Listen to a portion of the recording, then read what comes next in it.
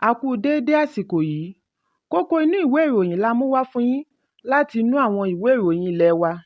Orúkọ tèmi ni Ọmọgbémisọ́lá ọmọ Alọ́gọ̀madẹ̀.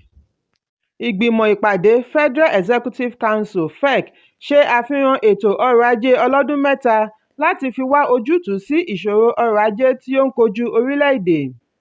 Ìfilọ́lẹ̀ ìgbìmọ̀ ìpàdé tí ó wáyé lánàá ní ibi kọ́lọ́fín ilé ìgbìmọ̀ ilé agbára ìlú Àbújá ni Ààrẹ Bọ́lá Tinubu darí níbi tí ó ti yànnàná èròǹgbà rẹ̀ fún ìdàgbàsókè ọrọ̀ ajé orílẹ̀-èdè, oríire fún gbogbo ènìyàn àti ìmúwásópin ìṣẹ́. Nígbà tí ó ń bá àwọn mínísítà sọ̀rọ̀, Tinubu ṣe ìkìlọ̀ kí wọ́n rí i dájú wípé wọ́n yanjú gbogbo kókó mẹ́jọ èròǹgbà ìjọba rẹ̀ láàárín ọdún mẹ́ta. Ó rọ àwọn ìgbìmọ̀ olùbáṣiṣẹ́pọ̀ rẹ̀ láti ṣiṣẹ́ àṣekára fún ìsọjí ọrọ̀ ajé orílẹ̀-èdè Nàìjíríà nítorí pé Nàìjíríà wà nínú ìṣòro lọ́wọ́lọ́wọ́ báyìí. Ó ní àwọn mínísítà wọ̀nyí ní agbára láti ṣe àṣeyege lẹ́nu iṣẹ́ tí wọ́n gbé fún wọn. Tinubu tẹ̀síwájú wípé àwọn kan lè rí iṣẹ́ ọ̀hún gẹ́gẹ́ bí ohun tí kò ṣeé ṣe, ṣùgbọ́n kí wọ́n rí i gẹ́gẹ́ bí ohun tí ó rọrùn tí ó sì gbọ́dọ̀ rọrùn. Ó ní kí ẹnikẹ́ni má rò wípé iṣẹ́ mínísítà jẹ́ èyí tí kò ṣeé ṣe àyípadà fún ẹlòmíràn, ṣùgbọ́n òun ní ìgboyà wípé àwọn òṣìṣẹ́ tí àwọn fi ara balẹ̀ ṣà yìí kò ní já òun kulẹ̀ nítorí wọ́n mọ̀ wípé ìjọba tuntun ni èyí tí ó sì ṣetán láti ṣiṣẹ́ láìsí àwáwí. Ẹ̀kúnrẹ́rẹ́ ìròyìn yìí wà nínú ìwé ìròyìn Punch tó jáde lónìí.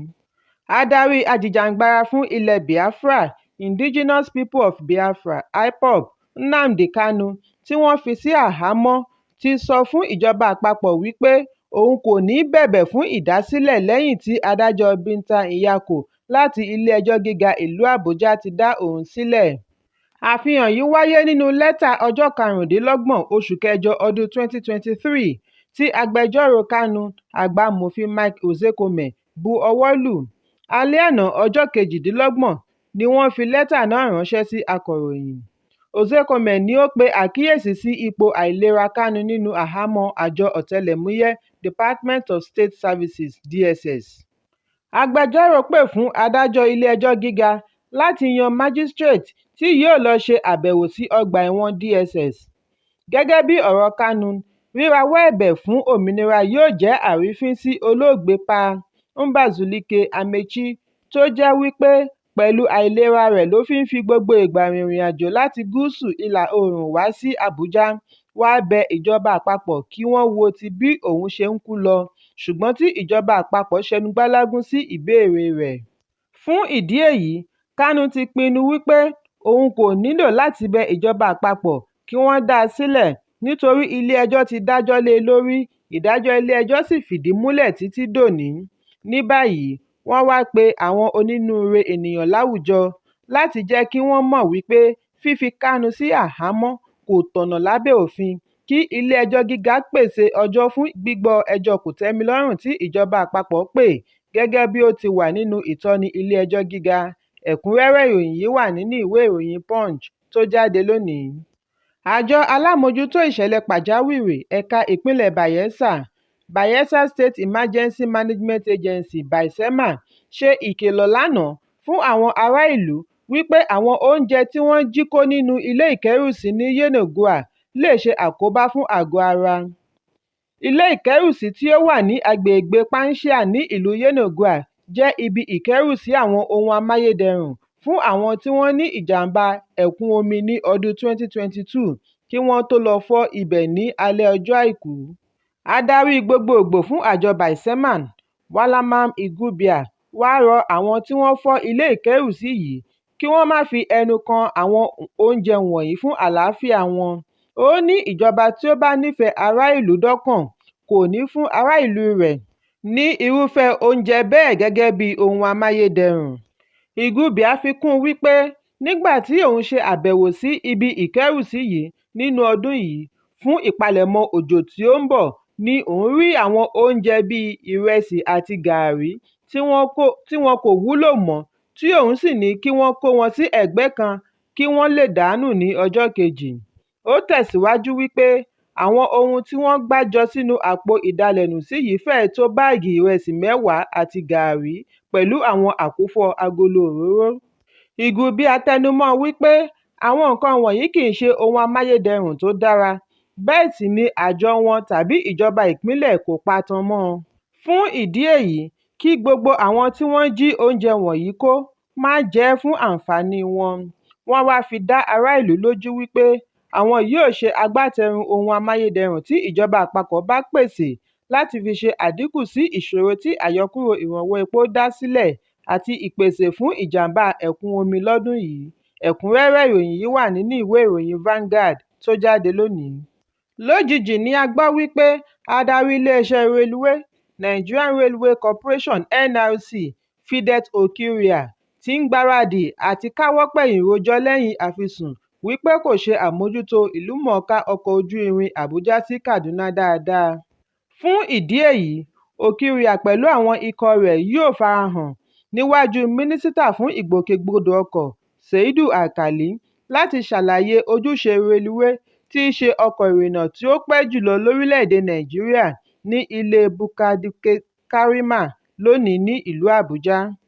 Ìwádìí jẹ́ kó di mímọ̀ wípé wọ́n ṣe ìkéde èròǹgbà àti wọ́ọ̀dì adarí reluwé láàárín ọ̀sẹ̀ nígbà tí mínísítà ṣe àbẹ̀wò aláìlérò sí àgọ́ ọkọ̀ ojú irin Àbújá sí Kaduna láti mọ bí nǹkan ṣe rí ní àgọ́ tí ó bẹ̀rẹ̀ iṣẹ́ láti ọdún 2017. Mínísítà ṣe àpẹẹrẹ àfisùn ìdádúró reluwé ní gbogbo ìgbà, àmójútó àti bí wọ́n ṣe ń hu ìwà sí àwọn èrò ọkọ̀.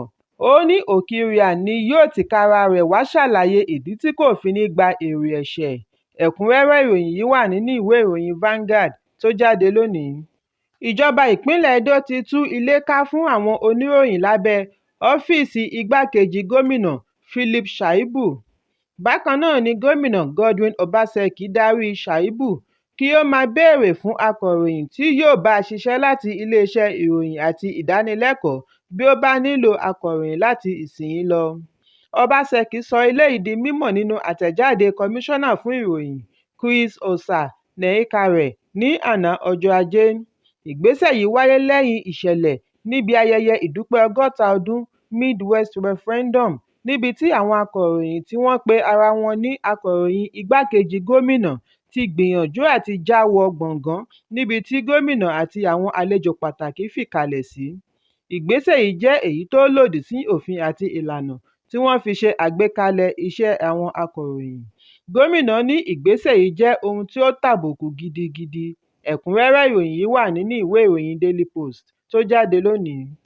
Mínísítà fún agbègbè ilé ìjọba Àbújá Nyesom Wike ti sọ wípé àwọn ti parí gbogbo ètò láti ṣe ìdápadà ètò gbaléǹgbàta olóṣooṣù gẹ́gẹ́ bí ọ̀nà láti jẹ́ kí ìlú Àbújá wà ní ìmọ́tótó.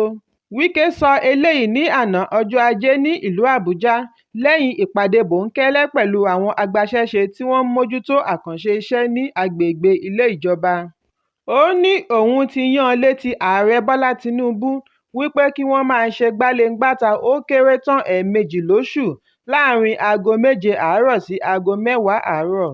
Ó ní ìgbésẹ̀ yìí yóò fún àwọn iléeṣẹ́ adalẹ̀nù ní àǹfààní àti lọ sí àárín ọjà àti àwọn ibòmíràn láwùjọ lọ kó ìdọ̀tí. Wike ní fún Àbújá láti wà ní ìmọ́tótó, ará ìlú gbọ́dọ̀ fi ọwọ́ sowọ́pọ̀. Ó tẹ̀síwájú wípé àwọn yóò ṣe àtúnṣe iná ojú pópó nígbà tí ó wá rọ àwọn olùgbé ìlú Àbújá kí wọ́n sowọ́pọ̀ láti ṣe àṣeyọrí gbogbo èròǹgbà wọn. Ẹ̀kúnrẹ́rẹ́ ìròyìn yìí wà nínú ìwé ìròyìn Daily Post tó jáde lónìí.